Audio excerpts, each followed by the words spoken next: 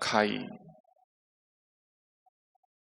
अगला खतरा है खाई। इस रास्ते में खाई आएगी और वो खाई है विकारों की खाई। एक बार उसमें गिरे कि उससे निकलना बड़ा मुश्किल है। फिर एक व्यक्ति ने अपनी जीवन कहानी लिखी है, 5 अध्याय, चैप्टर नंबर 1। मैं रास्ते से जा रहा था, एक गड्ढा था, मेरा ध्यान नहीं था, मैं गड्ढे में गिर गया। मैं चिल्लाया, मेरी गलती नहीं है, इट्स नॉट माई फॉल्ट, मेरी गलती नहीं है, और मैं कभी निकल ही नहीं पाया। चैप्टर नंबर 2, मैं रास्ते से जा रहा था, एक गड्ढा था, मुझे पता था वहां गड्ढा है, पर मैंने ध्यान नहीं दिया, मैं फिर गिर गया और जोर से चिल्लाया, गलती मेरी नहीं है, गलती मेरी नहीं है, और मुझे बहुत समय लगा निकलने के लिए। चैप्टर नंबर 3, मैं रास्ते से जा रहा था, एक गड्ढा था, वही गड्ढा था, पर मेरा ध्यान नहीं रहा और मैं फिर गिर गया, और फिर वो चिल्लाया, गलती मेरी है, गलती मेरी है, और मैं बहुत जल्दी निकल गया। चैप्टर नंबर 4,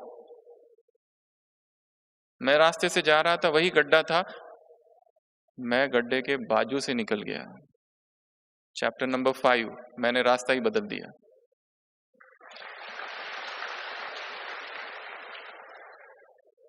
ये ऑटोबायोग्राफी है उसकी। जब पता है एक बार गिरे थे, कितना समय निकला था और लगा था निकलने में, स्थिति बनाने में। सब अमृत वेला नष्ट हो गया था, मुरली चिंतन खत्म हो गया था, सेवा में रुचि ही नहीं थी, उदासी सी छा गई थी। इसलिए चैप्टर नंबर 5 क्या है, उस रास्ते से जाओ ही नहीं। किसी विदेश की बहन ने हमसे एक बार प्रश्न पूछा था कि द्वापर से जो आत्माएं गिरी, उसका कारण क्या है, और उत्तर उसने खुद ही दिया था, क्यूरियोसिटी, उत्कंठा। क्या है ये काम, क्या है ये विकार, क्यूरियोसिटी। जिस रास्ते में जाना ही नहीं है, वहां का, जिस जगह जाना ही नहीं है, उसका एड्रेस क्यों पूछना है। ये रास्ते विकारों की तरफ जाते, गड्ढे हैं वहां पर, गिरने के बाद निकलना बहुत मुश्किल है।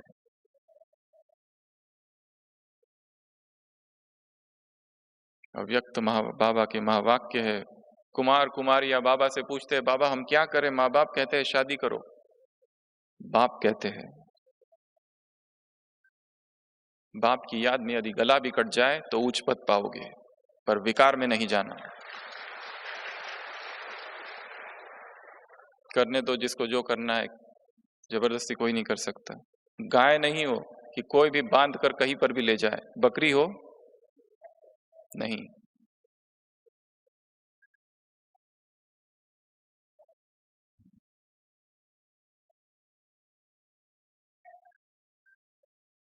खाई है विकार, खाई भी और काई भी है, काई में फिसल जाते हैं।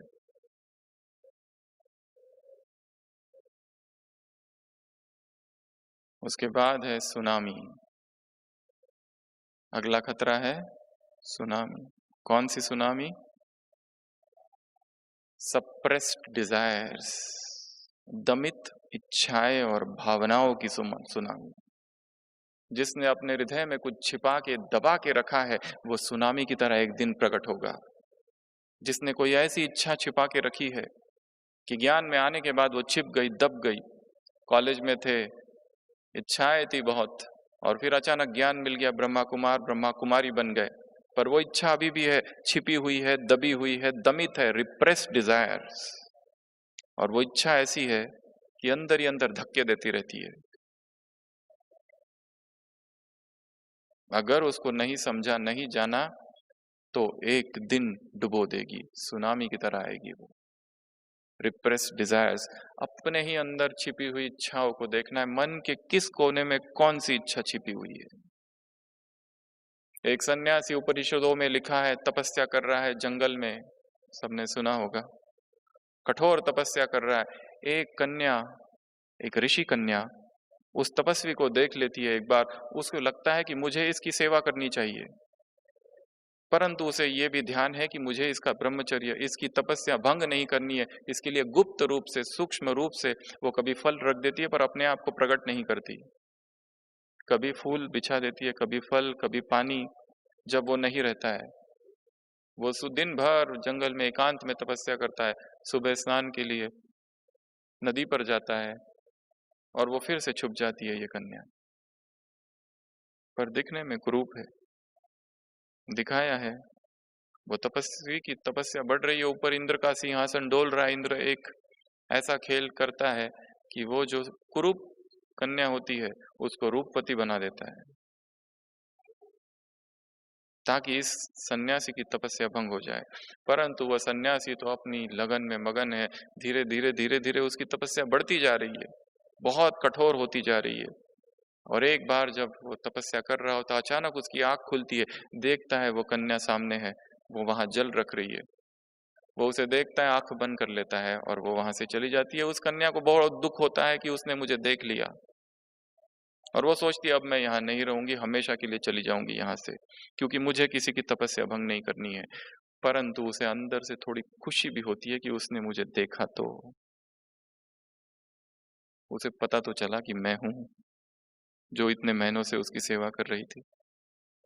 फिर दिखाया है, वो तो चली गई, तपस्वी तपस्या कर रहा है, अन्न जल सब कुछ धीरे धीरे त्याग देता है। ऐसी घनघोर कठोर तपस्या, वो मिट्टी का ये बन जाता है ऊपर से पहाड़। इंद्र प्रकट होते, कहता है मैंने आज तक ऐसी तपस्या किसी को करते नहीं देखा, बोलो तुमको क्या चाहिए, क्या तुमको स्वर्ग चाहिए? वो सन्यासी कहता है मुझे स्वर्ग नहीं चाहिए। इंद्र को आश्चर्य होता है, फिर कर क्यों रहे थे इतनी तपस्या? मांगो तुम्हें जो मांगना है, क्या तुम्हें मोक्ष चाहिए? मैं तुम्हें मोक्ष दे दूंगा। वो तपस्वी कहता है, वो युवा सन्यासी कहता है मुझे मोक्ष भी नहीं चाहिए। इंद्र कहता है फिर तुम्हें चाहिए क्या? वो तपस्वी कहता है वो कन्या कहाँ है?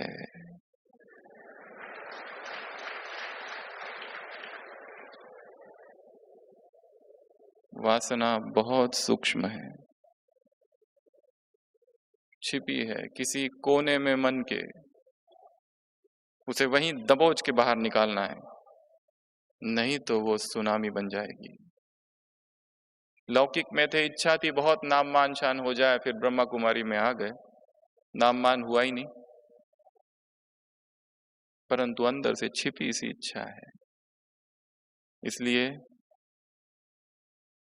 सेवा करके आते हैं, सेवाओं का समाचार सुनाने को कहा जाता है, वो सेवाओं का कम, मैं का समाचार ज्यादा होता है।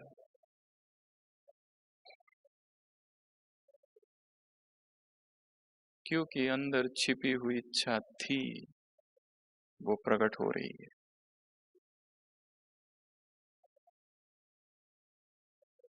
अपनी सूक्ष्म इच्छाओं को देखना है। Suppressed and repressed desires will come out as tsunami one day, नहीं तो सुनामी का रूप धारण करके आएगी।